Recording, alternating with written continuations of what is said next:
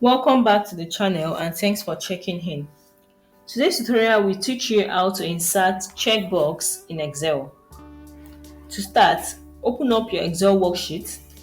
Now let's add a checkbox to these cells. You select the cell you want to add the checkbox to. Then you click on the developer tab at the top of the screen.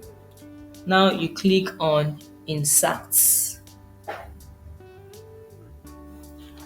Here you can find two controls, the form controls and the ActiveX control.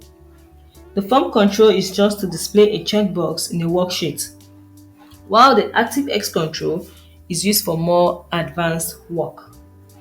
Since we'll be using the forms control, you select the checkbox you want. Now the cursor changes to a plus sign. You drag it and insert it in any cell you want. Then you click OK. Now you can choose to customize the cell or edit the checkbox. To edit the checkbox, you click inside, then you delete the right up there. Right click.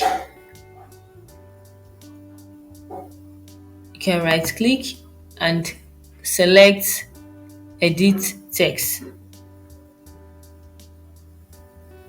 You can also adjust the size of the checkbox. Once that is done, now to copy the checkbox to the rest of the rows in the table, you click on the cells that contains the checkbox and you drag it down.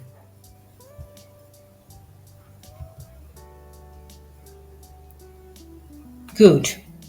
Now you have been able to insert checkbox in Excel. Hope this video helps you. Thank you for watching. Please don't forget to like and subscribe to the video for more tips. Bye guys, and see you in the next video.